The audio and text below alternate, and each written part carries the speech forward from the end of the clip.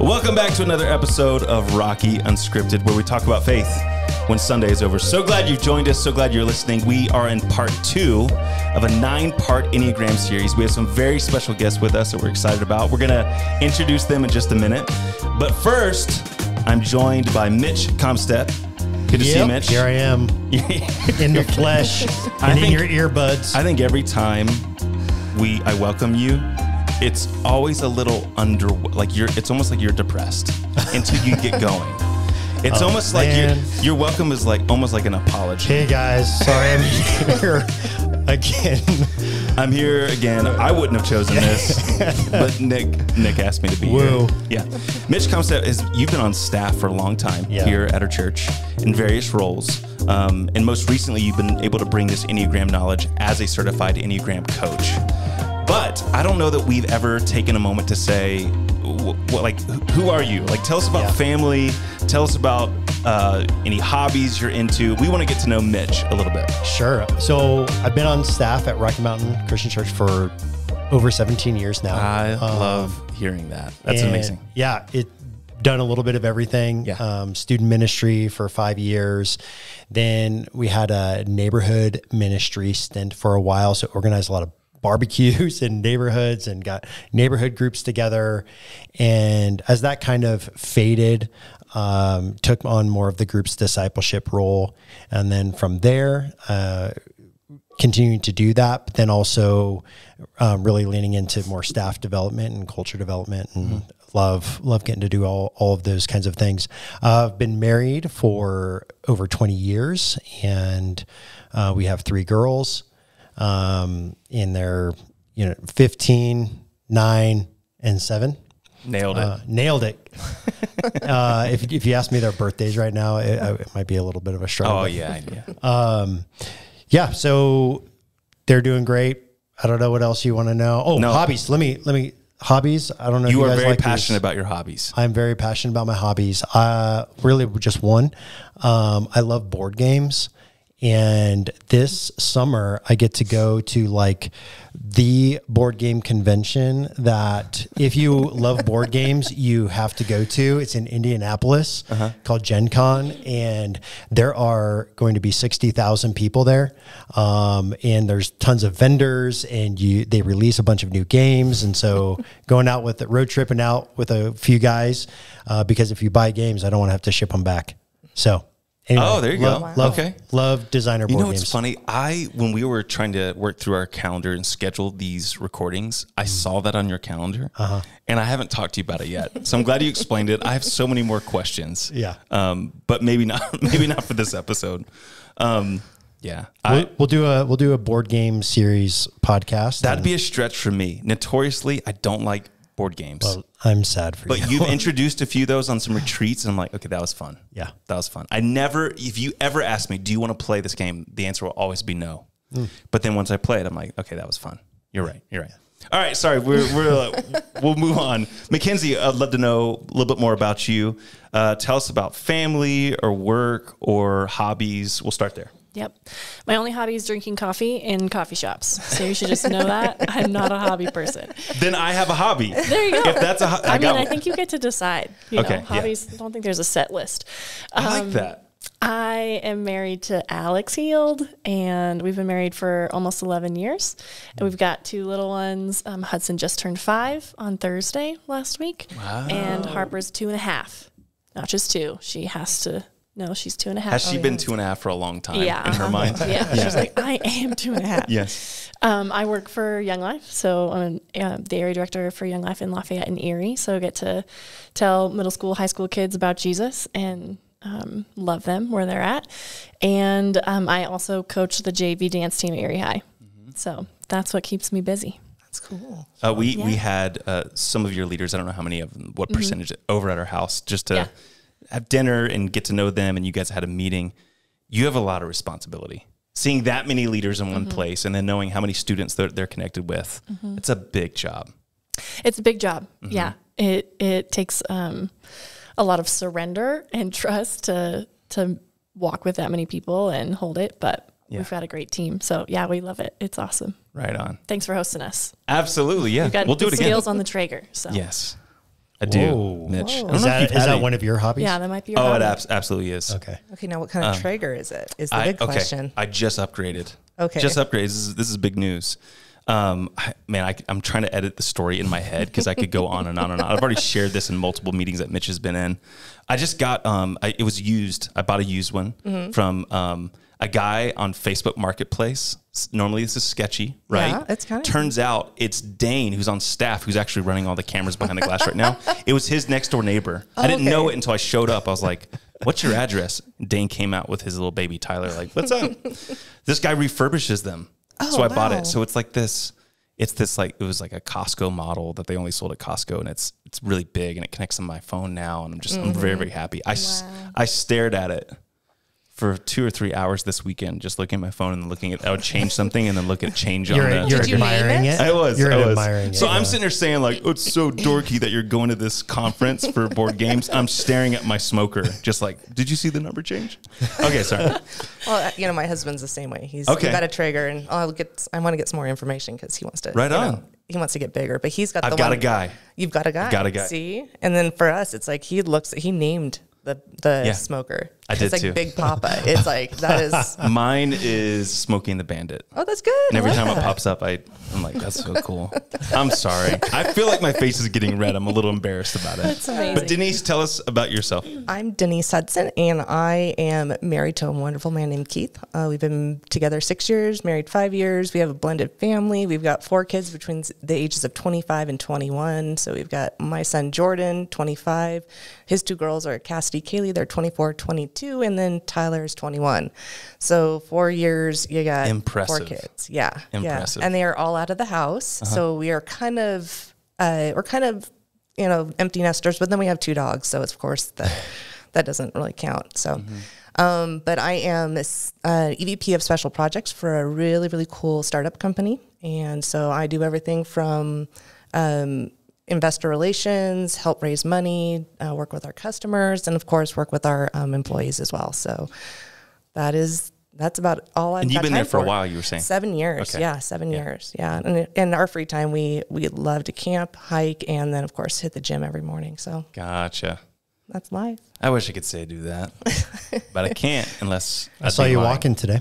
You saw me walking? Yeah. Well, I peeked over we live a couple doors down from each other. And I was peeking over the fence to see if you're in the backyard. Yeah. You didn't see me? I didn't see you. Creepy. Okay. So if anyone is watching or listening to this episode and you haven't seen any others, we are talking about Enneagram subtypes. So that might be, already studying the Enneagram, learning about the Enneagram, and there's 9 numbers, and then there's all these wings, and now you're talking subtypes. You started talking to me last week about some things that I'm like, okay, that's another level beyond subtypes. Really, really cool. But the Enneagram you can go really deep with it. It's not like you study it for a year or 2 and like, I've got it, I've cracked the code. So why, you didn't know I was going to ask you this question, but why do you think it's important for people to take this next step and just leaning into subtypes? Yeah, I think it's incredibly important because you can see if you have a lot of, today we're talking with some Enneagram 2s, but if you see several different Enneagram 2s, you can also see, wow, there's a lot of subtle differences or maybe even big differences between even within the spectrum of Enneagram 2s or 9s or 6s or whatever number. And a big differentiator is not wings, is not arrows, it's actually subtype, because this is more of the instinct of how we're trying to survive in the world, married to our number. And then when those 2 things mix, it helps us differentiate and clarify more about who we are than arrows or wings or any of that. And so there's that component, and then there's also if you want even more clearly individualized growth path or strategy, this can also help clarify that as well, in knowing how you differentiate between, depending on what your instinct is. Yeah. So I'd love for you to give us just a snapshot of Enneagram Type 2. But before you do that, if people still feel a little lost with the subtype thing, they can listen to our very first intro episode where it talks about the subtypes. You gave a cool analogy, and you said it's like Coke, but you can have Coke with cherry, you can have Coke with lime, you can have Coke with vanilla. Mm-hmm. It's still Coke, but it's like a totally different drink. And let's just take a quick poll. What is a better flavor combo, cherry Coke or lime Coke? Cherry Coke. Cherry Coke. Mitch, how dare you? How dare you? I always do the lime. If that's I know you do, and you're very passionate about it. Yeah, if that is the thing, if that is an option, that is obviously the correct option. So. Okay, so once you tell us about type 2s, now that we know that you were wrong about the flavor of Coke, can you tell us something that you're right about? How can you trust me about anything else?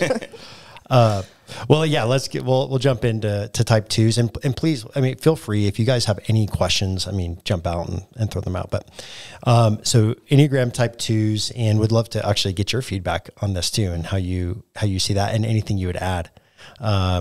So the motivation of a type 2 is really to be liked and appreciated, and to ultimately be loved. And they try to get love by loving other people. That's the core motivation. And then they really focus on the needs of other people more than they focus on their own needs, and providing help and support in a dependable way based on what they believe that other people need. I want to serve you. And you almost intuitively know and believe, I know what you need. And so I can jump in and help you meet that need. And then the worldview, the way you show up, and the way your lens as you're viewing the world is believing that people depend on me for help, and I don't want to let anybody down. And I have worth because I'm liked and I'm needed, and that I only deserve to be loved because I am loving. I deserve this love because I love other people. And I want others to know that I am always there to help them. Would you guys add anything? Would you guys be like, yeah, that pretty much sums it up in a couple sentences? Or what else would you add? No one wants to go first.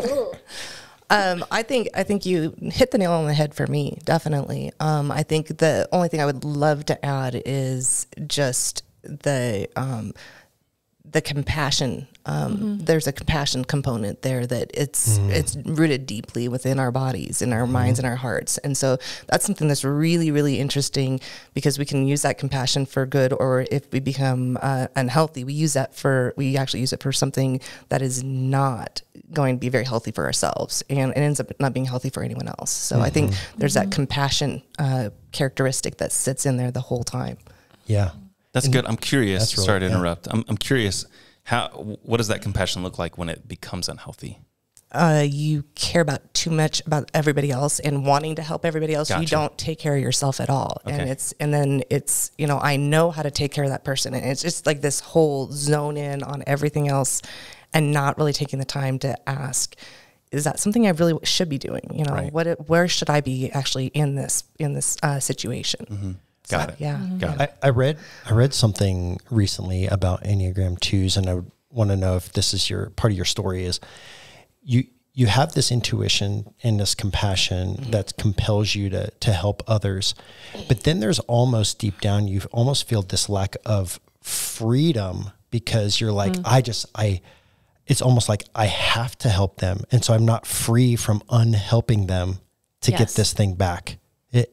I don't know if does that make sense? Yeah. I mean, I relate to that. I think it feels so deeply rooted in who I am to help, that if I see someone who needs help, and I think I intuitively know a way that I could be helpful in the situation, or a way I could love them, or that empathy piece, not moving in that direction is really difficult. And so I think, to echo what you're saying, like the health piece of that is being able to step back and go, is that my place? Am I crossing a line? Does this person want my help? Or am I inserting myself into a situation that isn't helpful to them or to me? But it is an active thought process, because my general instinct, and just like a snap of a finger, if I see a need, I feel like I have to go meet it. Well, that sounds incredibly healthy, though. that you're processing. Like that instinct is, I need to go help this person. But then asking yourself those questions, like, do they want my help? Is this crossing a line? That sounds to me like a very healthy way to process it. I'm sure you've picked that up over the years. Yes, that was not always true. Yeah, Still not exactly. always true. No, I feel the same way. Yeah, I have moments where it's I just keep going. And just a couple of years ago, I was working full time, serving at the church every other Sunday. I was coaching the Frederick High School swim team, and I just kept going and going and going, trying to give everything, and it became really unhealthy. And it was my husband who actually finally was like, you got to stop. You have to take something away because you're going overboard and you're not taking care of yourself. So it does sound exhausting. Yeah, it's exhausting. It's absolutely exhausting. Yeah. So I've heard also that, twos have a hard time saying no. Yeah. Because it's almost this, like, if I say no, then I'm potentially not going to receive that love and the admiration and the appreciation that I crave. But that's so behind the scenes, but this, like, no, I've got to do this. I've got to help. So I can't say no. And not to upset them. You don't want to upset anybody. That's a huge one. So, and I've been taught by somebody right over there named Mitch that you have to say, if you say yes to something, you're saying no to something else. So what's more important? So, but for a long time, yeah, it was yes to everything. There was a mug I had at an office that said, note to self, say no to something. And I laughed at it, and I don't know where that mug is now. So I need to see if I can find that one. Yeah, I would agree. I think saying no is really difficult. And the core fear for me, and I think this is maybe true of a lot of twos, is I don't want to hurt someone. Hurting someone threatens something really deep inside of me. And I for a long time really struggled to connect with the, like, I just want to feel wanted. I just want to feel liked. Like, I just like, I don't know if that really nailed it for me. But I think through the process of a lot of counseling and stuff, like, it really comes down to belonging. Like, it's not even just so much like, I want you to like me. Like, I really desire belonging. And if I hurt you, that threatens that. And so I think that's kind of my version. I don't really know if it's a subtype thing or not, but my version of that is I want to feel like I belong, that we're connected, that like this family thing feels really important to me. And if I hurt you by not helping you, that piece gets threatened. I agree. So there is actually one of the subtypes that it is almost more belonging, and they can confuse this, like this desire to belong versus love, and how it all works together. Anyway, it's very interesting. Me. Yeah. So let's dive into that, because there's so many questions I want to ask you guys, but I'm trying to pump the brakes, and because we do want to get into subtypes. So that's kind of an overview. As we're talking, we might even kind of pick it. There's a few things you guys are saying. It's like, okay, I behave the same way, but for a totally different reason, and because I'm not a two. And I'm sure we'll get into that. But do you want to kind of start walking through the subtypes and see where the conversation goes? Yeah. So the subtypes, just again, a quick recap. There are 3 different subtypes. One is self-preservation, and that's you're more aware of the environment. You're more aware of how you are showing up in that environment, and it's you're more focused on your own needs. And then there's the social instinct, which is more concerned about the group and where you stack in priority order and belonging and connection. And then you have the one-to-one. And this is more of this intense personal connection with other people and very deep and intense, more relational connection. So that's kind of a quick overview of the 3 different ones. And so each one of the 2 subtypes goes through and tries to find appreciation and love in a different way. And so the self-preservation too, which is also the counter type, we've been using that language over the last couple episodes. One of these 3 subtypes in every number is also referred to as the counter type. So they're actually almost going against what their normal, what you would normally look at and see as an Enneagram 2. And so they look very different, or can look very different from other twos. They're not typically what I like to call the meme version of the two. So the self-preservation 2 is that counter type, and they try to find that love and appreciation by being more innocent and playful and charming and just incredibly irresistible to other people so that they can get their needs met, so that they can feel liked and accepted by other people. They're more aware of their own needs and their own wants and their own desires than the other two versions of Enneagram 2s. And so whereas most 2s don't know, like they're so concerned about other people's needs and they're more so outward focused, whereas the self-preservation 2, they actually recognize their needs more and try to get other people to meet those needs for them, but they're more aware of that. And they're not as overtly self-sacrificing as the other two Enneagram 2 subtypes. They also really do fear rejection and don't really want to open themselves up to vulnerability and are afraid of people saying no to them. And so they actually are much more indirect in their requests of other people, whereas the other two Enneagram 2 subtypes are much more direct with their communication. And self-pres, they'll hold back a little bit because they're afraid of the no or not being wanted or not being liked. And so they may hold back a little bit from that. They really do have a desire to be esteemed for how they help and support others, but really it's because they want other people to pursue them. They want this pursuit of, because then it's like, I don't have to take care of myself. Other people are going to meet my needs. And again, the self-preservation instinct married with the 2 is like, I serve other people so that I can get my needs met. It's really like, but it's more covert than overt than the other Enneagram 2s. There's also this sense that, and this feeling that there will not be enough for me in situations, especially in crisis situations or things feel out of control. It's like, I need to make sure I go and get this thing and grab it first, because there might not be enough love or enough. I mean, it could even be food or money or whatever it is. And I have to make sure I'm getting that and take it for myself. And then without realizing it, they can also create a context in which people care for them. And that can result in situations where they are unconsciously depending on other people. And even though they're highly competent, they may not want to take responsibility for their own actions or for themselves. And so they try to there's this underlying of, I'm trying to get other people to meet my needs for me.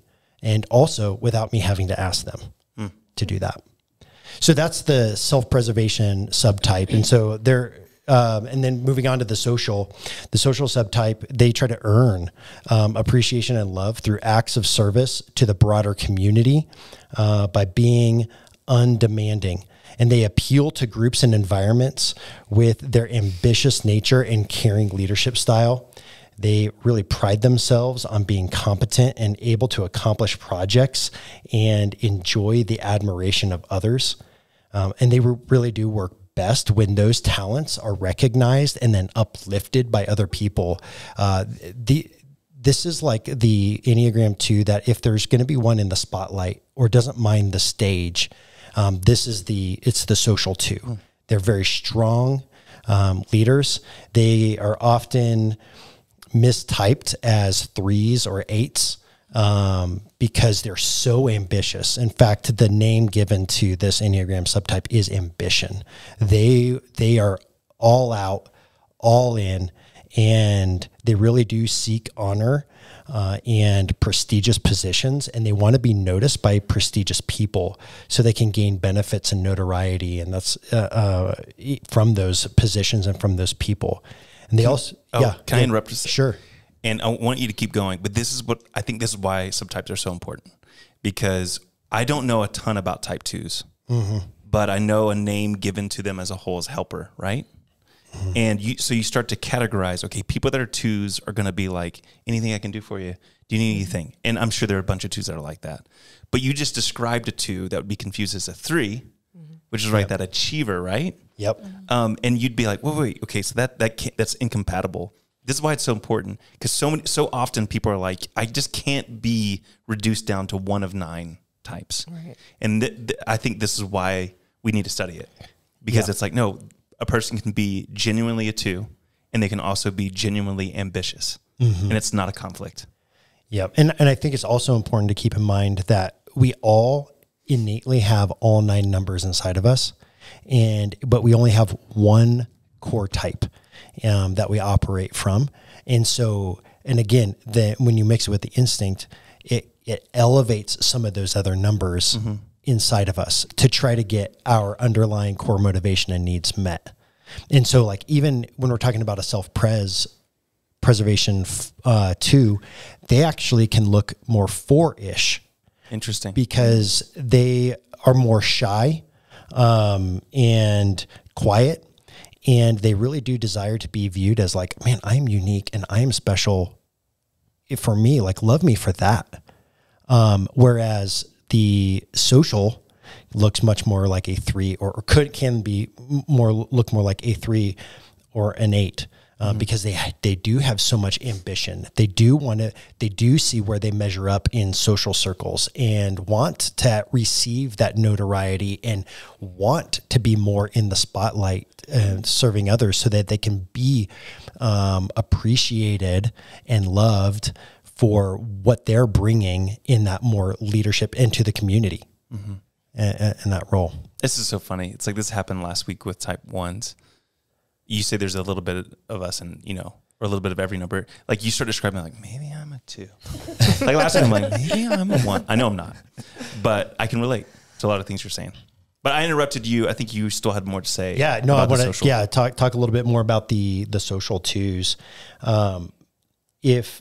If they are unable to live out their personal ambition for the drive and the direction that they want to go, they will actually try to live that out through other people that they really respect in their life. That could be a spouse, that could be their kids, it could be another colleague, and they're going to do everything they can to see that person succeed and to climb the ranks in whatever circle that they are in. But they can also then be, confuse being noticed with being loved. They can think, man, I'm being noticed by all these people and for all the good that I'm doing, but then confuse that with like, oh, but is that really love for me? And this is really driven by a fear of being insignificant. I don't want to be insignificant. I need to be something. I need to be more prestigious. I need to be valued. I need to be seen as ambitious and as a go-getter, because that's what people are going to like, and that's what people are going to love me for.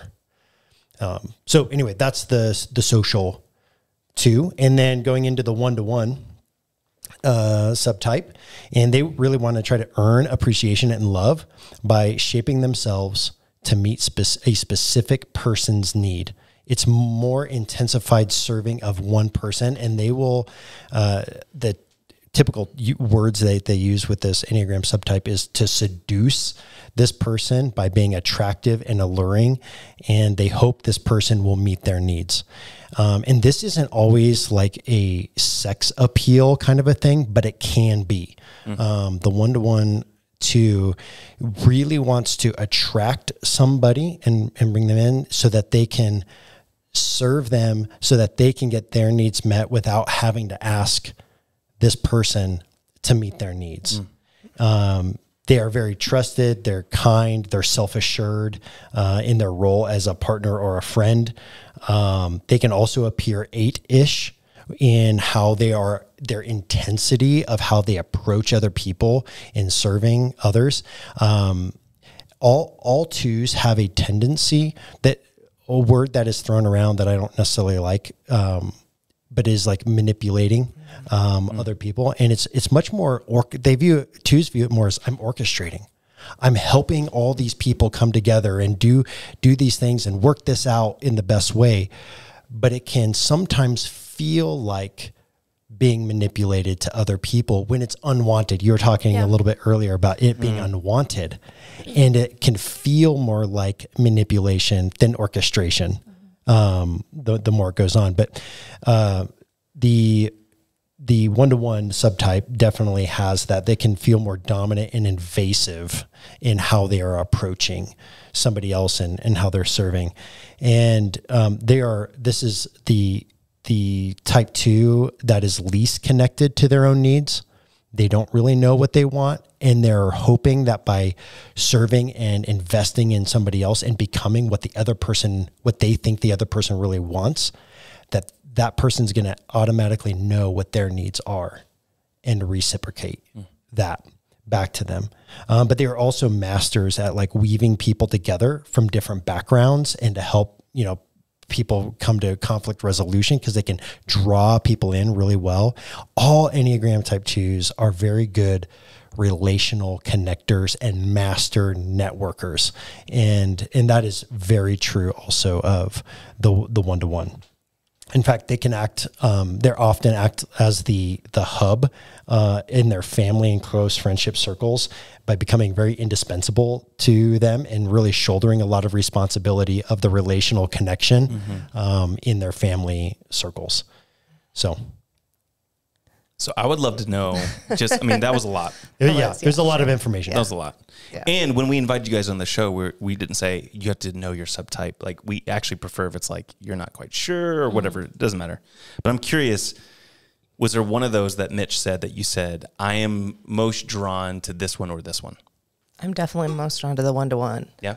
Having conversations, I would much rather have a conversation with one person and really learn about them, what are their needs, and just really dive in and be able to help that person. Social, I can see myself every once in a while, but one-to-one it's huge. It's, what you were saying, it's just like, I have really good connections, and especially with my work people, it's like the people who I start talking with me, it's like, I get to know, their kids, and it's just like, I want to know how I can possibly help them and be there for them and serve them. So that's definitely a deep one for me. In that regard, it probably really helps you with your job. That helps you do a good job. Yeah. Doing HR and payroll and, trying to get to know your customers and your investors and everything. You want to have that connection. And so, but knowing when enough is enough is a big thing. Yeah. Makenzie, I was thinking too, you're talking to HR. It's like, okay, that seems like a perfect fit for it too. And then knowing what I know of your role in Young Life and being the hub, being this relational connector, not just with students, but with all the leaders and all the staff.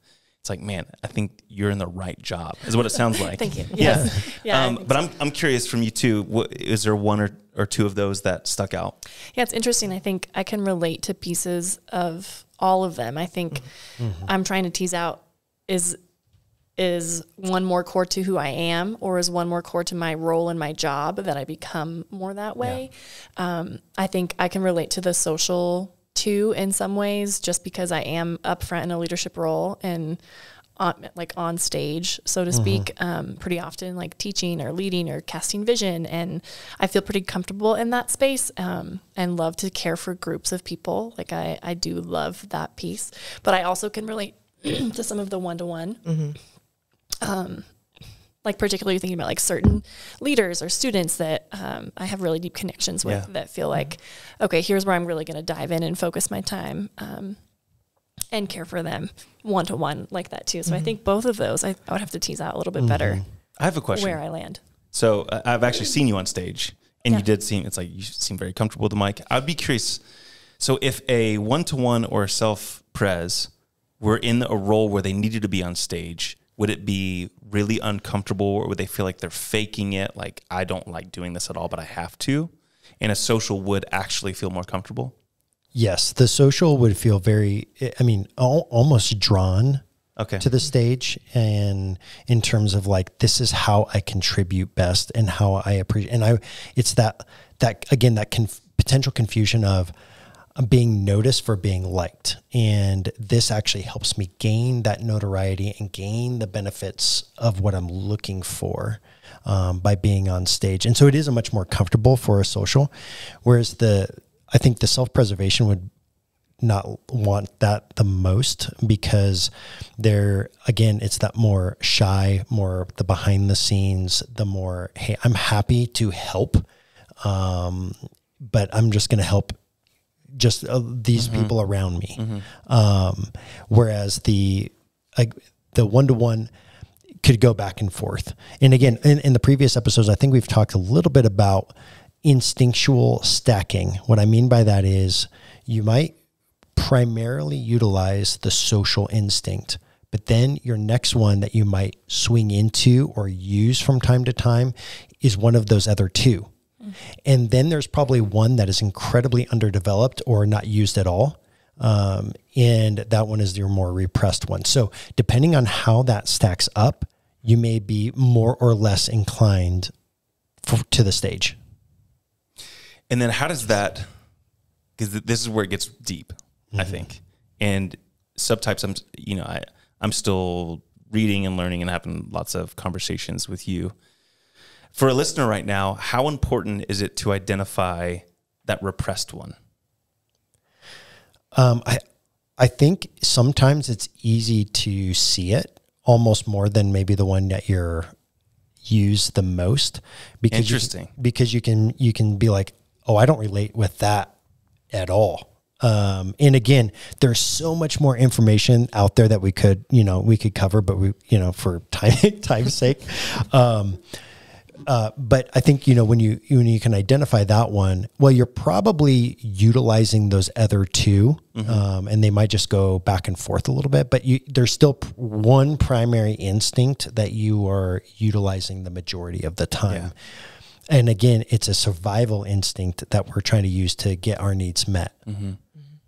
Okay. Do you guys, we've been chatting a lot. Are there any questions you guys have specifically with either subtypes? Because you're very comfortable as type 2s, right? Like that's okay. Any questions revolving the subtypes?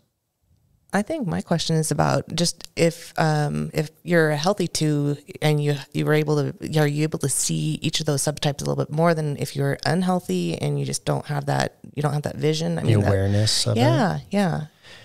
I think if you say, hey, along our self-aware journey, you are going to continue to grow and become more aware. Mm-hmm. And so if you know about the subtypes, I think you begin to see it more clearly as long as you have a healthy view of yourself and a realistic view of yourself. And that's sometimes the hardest part. And in Enneagram world, you really talk about it as helping people wake up to who they are, because we are walking around as zombies most of the time with all of these behaviors that we've become accustomed to, that we're just utilizing to get by. And it's recognizing, oh, these behaviors aren't helpful for me anymore. And how do I change those? And why do I do those things? Well, why you do those things goes back to your core type. And then even deeper than that, it's what is your subtype? How is your subtype influencing your core type behavior? So speaking of growth, what kinds of questions do you have for them as far as what growth looks like? Because you guys, I'm not sure if we said it when we were recording or if it was before we were all chatting, but you both have been doing work, counseling and an Enneagram. Mm-hmm. So you're maybe a little further ahead than a lot of us when it comes to studying the Enneagram. But what questions do you have as far as getting to those greater areas of growth? Well, I mean, I think it'd be interesting just to hear from your guys' perspective. What are some practices or things that you've implemented into your life that has helped you wake up and become healthier versions of type 2s? And maybe even, I recognize this blind spot and here's what I've been doing to try to overcome that or to become more aware of it when it rears its head. I've been really establishing boundaries for myself, and understanding when I can say no and when I can say yes. And that even means that after work at a certain time, I don't answer emails or anything anymore because I don't want to go ahead and try and please those people. It's my time. I need to spend time with my family. So having those boundaries, not even giving me a chance to say yes, has actually helped a lot. And the other one is just saying, I try and not answer right away. If someone says, can you do something? Don't answer right away, and really start to focus on, why would I do this? Am I doing this to get something for myself, or am I doing this to actually help? What's my actual goal? What's the end goal? What do I really want to do? So for me, really taking that time before I say yes, and still wanting to help, but making sure I know that it's okay to say no. And, what am I giving up if I say yes? Mm-hmm.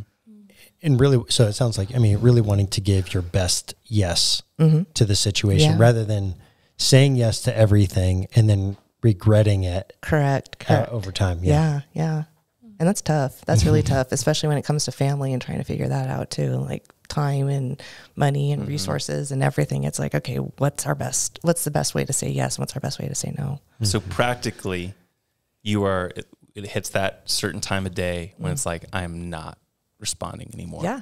It's got to be difficult. It's really tough because you have phones and email and everything. I shut my email off, and I on my Microsoft Teams, I shut that down. It's like, I don't want to see this until I open up and it's time to go to work. That's awesome. Good job. Thank you. I mean, that's huge. Yeah. Thank you. So I have a spinoff, and this is maybe even a little bit deeper, but I would imagine, because I know myself too, in times where maybe I'm not doing so well, maybe I'm not so healthy, I could, if I was you, I could see myself going, I'm struggling right now with maybe a sense of being loved and appreciated and all that stuff. So I'm actually going to open up that phone and go searching for someone I can help. I would imagine that could be. Oh yeah, definitely. That happens quite often still. And so, I try not to do the work thing, but I do. It's like, I'll reach out to a friend. I say, oh, I should reach out to that person. Yeah. And anything I can help with. Exactly. Yeah. How are you? What's life like right now? Do you what are you up to? What can we do for you? I mean, just like, that's the whole thing that it jumps at me. So it's,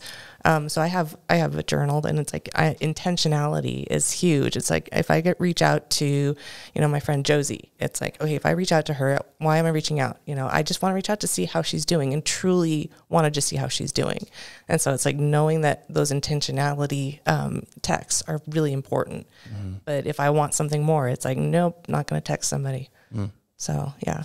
Okay. At risk of stepping out of Enneagram Type 2, I think it may be helpful for a listener who is maybe a little confused on their type or something like that. So I could see myself doing that. I'm going to reach out and see if I can help someone. But for me, the motivation won't be because I want to be loved. I want to be appreciated. My motivation at the core, because I'm a Type 6, we're going to get into that, would be, I think Makenzie and I got sideways on something. And I'm going to reach out to see, whatever. I'm going to text her and say, Young Life, so impressive. You're doing a great job. I'm really just trying to ingratiate myself. So maybe you'll go, oh man, thanks so much for saying that. I'm like, okay, we're good. It's this sense of, I'm chasing a sense of security that I don't have an enemy out there. Because you have that scenario, you have 100 million scenarios going on in your head. Yes. Yeah. But it's a different motivation. It might be a similar behavior, but the end goal is different. Right. And I don't know, I just wanted to point that out. Maybe I just wanted to talk about myself for a second. It's been a while. I was like, let's circle back to me. You are so excited for sixes, aren't you? I am. Kind of. One of the things I was thinking about, Denyse, when you were talking, is Andy Stanley has a book called Choosing to Cheat. And the whole idea is you're going to cheat something in your life somewhere. And so again, it's that if I say yes to this, that does mean I'm also simultaneously saying no to these other things in my life. And so what are the areas and what are the things that I'm going to cheat in my life because we're going to? And so, and I think that's where it's like, how do I get to my best yes and the yes that I really need to say, and being intentional with that. And I think that's incredibly important work for an Enneagram too. And it's really hard. Oh, sorry. So, Makenzie, I did want to hear your response about growth, and I can't remember exactly how you worded it. I don't know if you want to re-ask it, but it was like what process of practices that you've utilized to help you grow and become more healthy version. I mean, I can relate to the boundaries thing. It's something I still struggle with, and kind of like every season of life, I have to go, okay, now what? Now what's getting the worst of me that should be getting more of me? So I can relate to that for sure. But I think the thing that came to mind first was the practice of solitude. I think the not knowing my own needs, or the drive to maybe it's so subconscious, the I don't know what I need. Maybe my needs will be met somewhere else. Being able to step away from people entirely and turn off the phone, or spend time in silence and solitude alone, just me and Jesus, really does change a ton for me to sit down and go, what are my needs? What does it look like to have all the noise dissipate? There's no one I can help right now. What does it look like to come before the Lord in that space for me? And that helps me, one, get my needs met in a healthy place, and two, get to prioritize where is it that you are actually calling me to serve? and isn't just me deciding I'm going to step into as many places as I can. So I think that's vital to me. And when I don't get it, I can get clouded really fast. So one of the things you said is you spend time with Jesus and you're actually evaluating what are my needs. Is that what you said? Mm-hmm.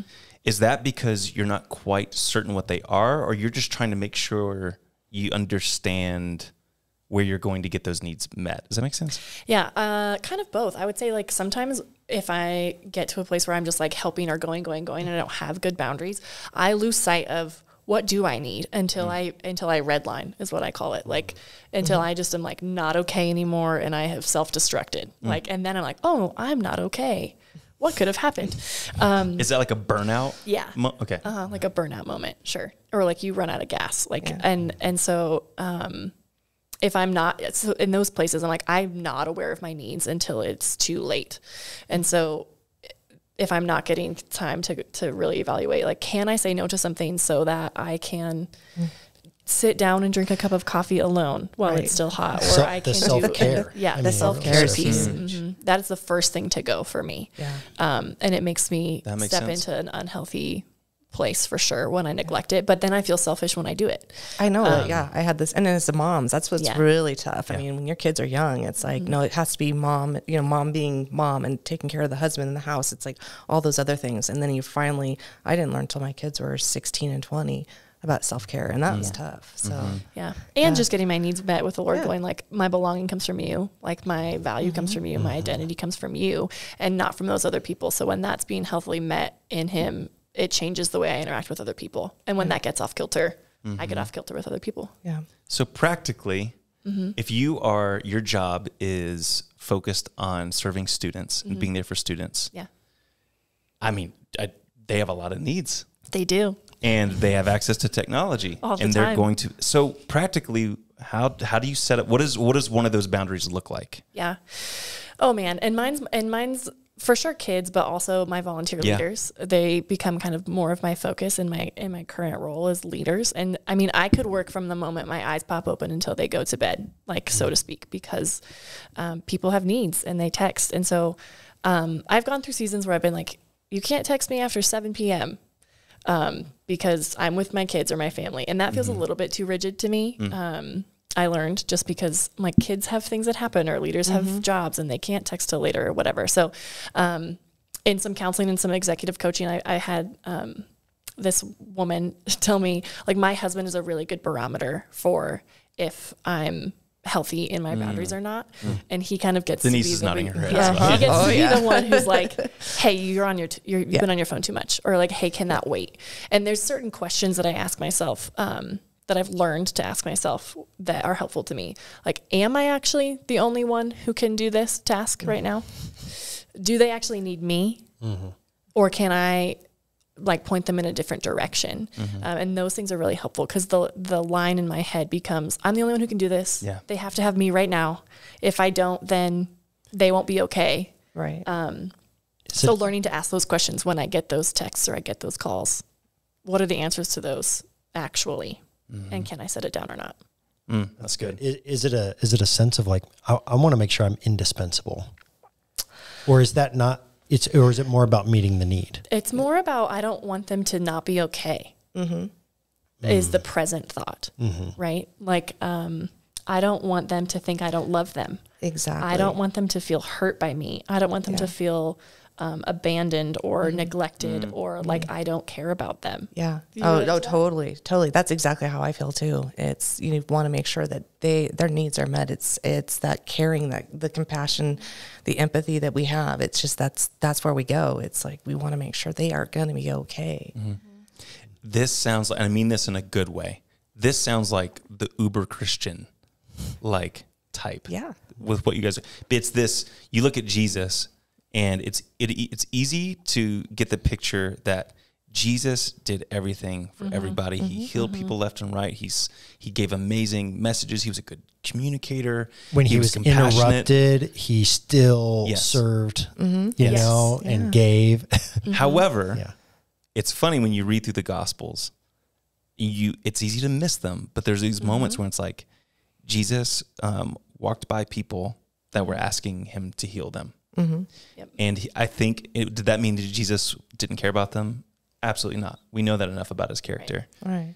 But it's almost like there are these moments when he was able to say, excuse me, when he was able to say, I'm going to have to say no to this, and I'm going to something, greater, and just going to go feed 5,000 people miraculously or something like that, So there's this balance that you see in Jesus of compassion and being there for people, but also I am going to be there for you, but in a different way. Right. Yeah, or he sneaks away, right? The disciples come looking for him. They don't know where he is because he's gone away to be with the Father. Yeah. Like we easily miss those. Those aren't the things that are necessarily always elevated in Christian cultures. They didn't know where he was. Like, where are you? Are you available? Or he's sleeping in the boat. Like, do you care about us? I'm like, that's a good one. Those are things that I have to lean into and go like, it's okay to disappoint people. It's okay to not, like, everyone doesn't know where I am all the time. I can't constantly be interrupted. I can't constantly be available because it turns. I'm not Jesus. Right? That's okay. That's really interesting because we think of Jesus and like Jesus didn't disappoint anybody. We put him at such a high pedestal that's like everybody was happy with Jesus. And the reality is like everyone was disappointed in him. Yeah. Constantly. On both sides of the fence, whether it was people of faith or not, because he wasn't living up to the expectations that they were putting on him. Right. So even Jesus couldn't meet all those needs all those expectations that people had. That seems like it's really, really important for people to understand. Yeah. I would love to ask another couple of spiritual questions, but before we get there, I don't know if there are other tips or practices that you'd want to encourage type 2s to consider. Yeah, help us. Please. Well, I was just wondering,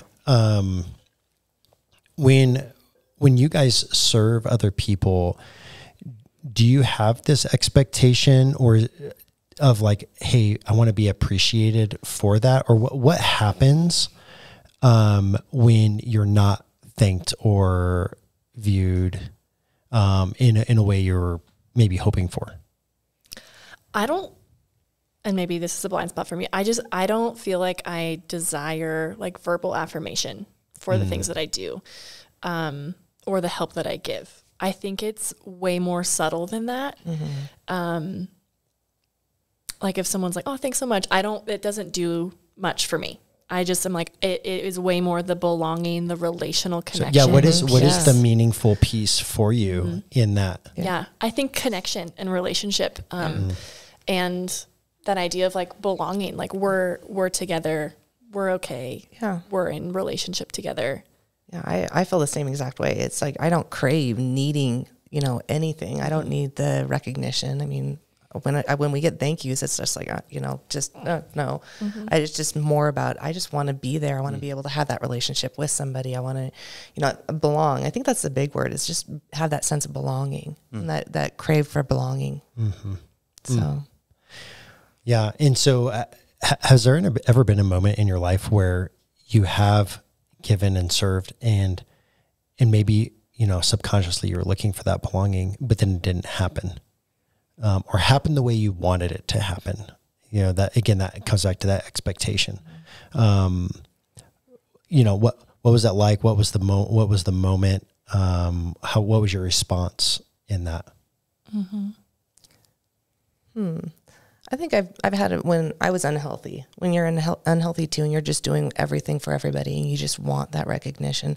And mine was a long time ago, in my previous marriage. And so for me, all I wanted was to get something back, and I was going to do whatever I possibly could to get that love back. And I never felt it. And that's what kind of damaged my whole marriage, was because of that. So I think it was much more when I was so unhealthy, and all I wanted to do was be loved, and I didn't feel that reciprocation. And so that was, I think that's the one thing that really stands out for me. Wow. Yeah. Thanks for being willing to share.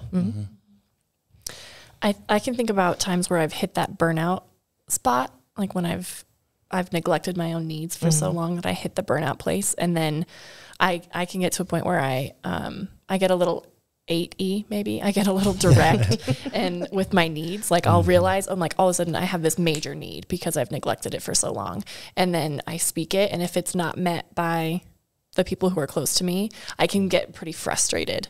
Like I finally got to this place where I'm telling you what I need, which is what you always want me to do. And now you're not doing it. Yeah. So I think it can become like this elevated, overly direct, this is what I need now. And I need you to meet it because I don't normally need you to meet it, but now I do. So I think it can get a little bit intense, so to speak. Well, and so really going off that, like self-care is so critical for Choose. Yeah. And you give so much to other people and support other people in incredible ways. And I mean, that really is your superpower and your gift, that compassion that compels you to be there in the moments for other people, where a lot of other people are not going to do that. You know, you really help them step in and help. And you're going to do yourself a disservice and burn out and not have the longevity you're looking for if you are not willing to have the rhythms in your life to actually take a look inside and be like, hey, how do I actually make sure I take care of me so I can be around for the long haul, or be around for the people that if I'm serving outside of my family, am I cheating my family by this? And how do I make sure that I'm setting up some healthy rhythms in my own life to actually make sure that I'm taking care of the people I really, really don't want to lose. Even though you might be like, I'm compelled to serve these people so I can, and I'm doing that for you.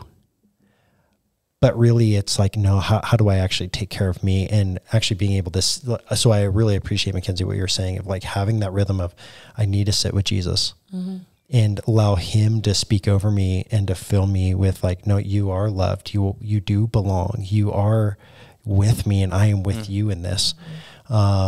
And I'm the one that can fill you and speak that into you, and that's truth to your life, and then go out from there. Yeah. So that's a huge piece. The other thing is, Denyse, what you said is the boundaries and actually knowing, where you stop and others begin, because if you insert yourself and you cross that line, again, we talked a little bit about this already, but then it feels more like that manipulation than just trying to orchestrate and make sure you're connected and helpful. And so having those questions that Makenzie, that you were mentioning earlier of like, hey, does this person really want this? Or am I intuiting that I believe I know that this is the thing that they want? Is that is another way of saying that, like where you end and they begin? Could it be like responsibility, meaning like, okay, this right now, this is my responsibility, and then this is the line where that is actually their responsibility. Is that another way to put that? I would say yes, but I'd throw it back to you. I think for sure. I mean, I had a conversation with one of my coaches recently where she was like, what, in this scenario, what are you responsible for? And it took me a minute to tease out. And she was like, no, that's their responsibility. And I'm like, okay, what am I actually responsible for? And I'm like, well, I guess it's only this one thing. Wow. And the rest of it, I have to let go. Yeah. Now, is that freeing, difficult, or is that just difficult? Yeah. I mean, it's for sure freeing, but also difficult. Yeah, I mean, it's difficult at first, and then you realize afterwards, you take that deep breath and go, oh, yeah, it is. You feel so much better. It's the mental shift from, I'm like, I really do believe I'm responsible for it. Like, I really think it's my job. Like, I have to do it, or something bad will happen, and that's not okay. So teasing it out is relief, but it is a mental shift for me to go, oh, I'm really not actually responsible for that piece. Great. Yeah. It's nice. And then the other reality is, what if something bad does happen and that is not your responsibility, right? To just ensure that, I mean, going back to Jesus, when he would tell someone like it is, it's like, this is my way. This is the path. And he has to turn and walk away. And I have to think that Jesus has got to be dying inside a little bit of like, I want to just make this decision for them. Yeah. But he can't. No. And bad things could happen. They could completely destroy their lives. Right. But Jesus is saying that the decision is going to be yours. He wants to be helpful. You want to be helpful, but identifying, ooh, this is no longer my responsibility. Now, one thing you mentioned is meeting with a coach to help you, because you obviously have so much knowledge about yourself, but when the coach asked you, you got the answer wrong. Yes. Yes. Because it gets so tangled, right? And it's so, it feels like it's so deeply ingrained in me. Or I've been operating out of that place for so long that untangling it takes work, and it takes other eyes who are more skilled at that piece than I am to help me. So I get to bring things to her and go, here's this scenario. And then she goes, okay, let's name it. And naming it on the front end of what I'm responsible for and what I'm not helps so much on the back end for when those things go wrong or when things go wrong, to have already named, oh, that's not my choice. I have a choice and that one's not mine. So naming it on the front end helps me a ton on the back end. But yeah, coaching and counseling has been invaluable to me and will continue to be, I'm sure, as I keep growing. Yeah. I've heard that Enneagram 2s really like the SOS message. Somebody sends up the SOS flare. They're like, oh, I'm in, I'm there. I'm going to come and help you. And I was talking to a guy going through EMT training this last week. And he said, one of the things I'm learning in EMT training is that when I show up and I'm seeing somebody in a car accident, this is their emergency, not my emergency. And they're going to try to make their emergency my emergency. Interesting. And I was thinking a lot about this, even in this context with Enneagram 2s, is like when we show up and you show up to that SOS flare to help them serve, hey, this is their thing. This is their responsibility. And what is my responsibility in this? And knowing, like, do I need to insert myself into that? So anyway, I just thought, like, this is their emergency. Yep. Yeah. Not my emergency. So you can keep that separate so it's not quite as enmeshed between the two things. And even learning to ask, which this, I don't know, a few years ago, someone told me this, like, you could just ask someone if they wanted your help. Do you want my help? Would it be helpful if blank or not? And I'm like, oh, that's a really new thought for me. That works. That works. Yeah. I'm like, and being willing to ask that. Like, there's something, I think maybe it's a pride thing of going like, no, I know what you need. Like, maybe you don't. And to set that down and be willing to ask, like, do you want help with this? Or are you just trying to tell me what's going on in your life? Or would it be helpful if I brought you coffee? Maybe you just want to be alone. Yeah. Like, my intuition isn't always correct. And to learn to set that down. The question I usually do with both friends, family, and my team members is, do you need feedback? Do you want to vent? How can I help you? And that's my big thing now is how can I help you? Because I'll come in and start venting at me. I'm like, okay, I could sit there and just go, well, you should do this, this, this, and this, and it'll be fine. But it's like, okay, what do you need from me? What are you seeking? Because I need to know how to respond. And instead of just responding and telling them they did this wrong, it's like, oh no, they just want to vent. Okay, I'll let it go.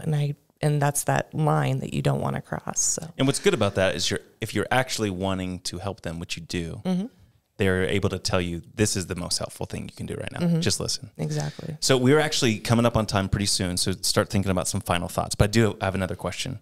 We were talking about Jesus a lot in this conversation. I already said that you guys are kind of like the uber Christians out there. But I'm curious, what is it about the gospel and the good news of Jesus that has been the most freeing or the most helpful to you? It's not a light question. That's not. It's not. And maybe it's one or two things. Maybe it's hard to identify to just one. I think for me, it's the adoption into the family, and that, like, belonging to him. Like, I think the scriptures that come to mind are like, you are mine. Like, I've written you on the palms of my hand. Like, I haven't left you orphans. Just the places where Jesus speaks belonging and identity and, like, being grafted in, and adoption feels huge to me because it's not earned. It's not because of something I've done.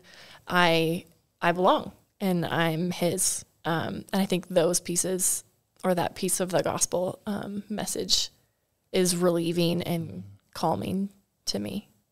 It's awesome. Yeah, I think for me, it's more just a good reminder that you are loved, just fully, no matter who you are, what you've done wrong, you are so loved. And I'm messy, but God loves me. You know, it's like, that's the biggest thing for me, is reminding myself, God loves me, and I may upset somebody, but that doesn't matter because God loves me, and I'm not perfect, and I may not handle something correctly. I may hurt that person or disappoint them or not perform the way they thought it would happen. And it's like all those doubts in your mind, it goes away when you say, I'm loved. I am so loved no matter who I am. And so it's like, that's my constant reminder, is I am loved. You know, it's interesting hearing you guys talk for the last hour, and it makes me think of Peter. And in Peter's story, you know, he was like following after Jesus, hardcore.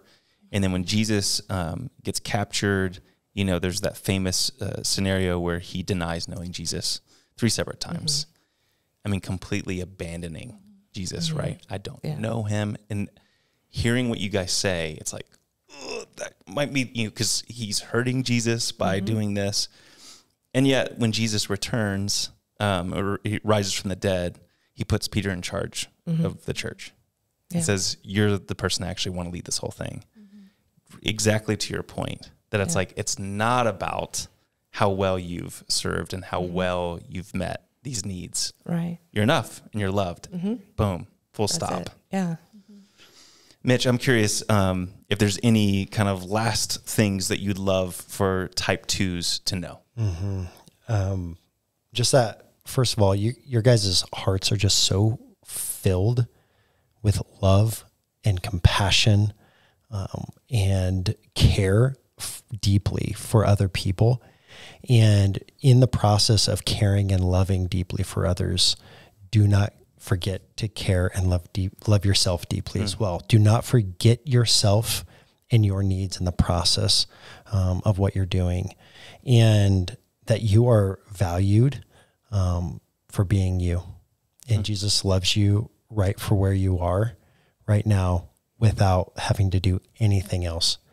And I know that can be a hard thing to grasp, but he loves you right where you're at, and to own that each and every day, and to continue on this journey of allowing him to speak who you are into your life, and to accept that as like he genuinely cares for you also. So that's what I have. You mentioned the journey. That's what I just hear from people consistently, is like, you know, I took a test and it told me 4 different numbers I could be. Actually diving into the subtypes makes a whole lot more sense why the test can be a little bit all over the place. Doesn't mean they're wrong. It just means, well, according to your behavior and how you answered this, the way you think, you could be, you know, a 2 1-to-1. You could be this 8. You could be a 3. You could be all this kind of stuff. So it's good to be committed to the journey, and not, you don't have to have that sense like, I've got to figure this out. It can be years and years and years, and I'm sure we're going to just continue to grow the more we're focused on it. But thank you guys. Thank you for being willing. You. Incredible insight, and thanks for being experts in your story. And I think it's going to be really helpful for people to hear that. I know it's one thing to say, hey, do you want to grab coffee and talk about Enneagram? Most people are like, sure. But to put a microphone and cameras in front of your faces, I really, really appreciate it. You guys have been so helpful. It's been fun. Oh, thank you. It's been a lot of fun. See what I've done there? I feel so loved. Yes. You belong here. Thank you. Is this rude to say all these things that they feel deeply inside? Man. That's great. But next time, we're going to continue the conversation with type 3s and just on down the line. We're not exactly sure if we'll hit every single week in releasing it, because we got some travel coming up and everyone's summers are crazy. But we are really looking forward to those conversations. Sean Moyers is going to be on the episode, and we're going to really pick on him as a 3. I think the first time he hit the stage on a Sunday and talked Enneagram, we all cringed a little bit, because he was like, I did, yeah. I'm a 3, 7, 9, 1. And we're like, okay, bud. He's come a long way. He's come a long way, and it's safe that I can say that about him. But thanks for listening and watching, and make sure you tune in next time as we look at type 3s.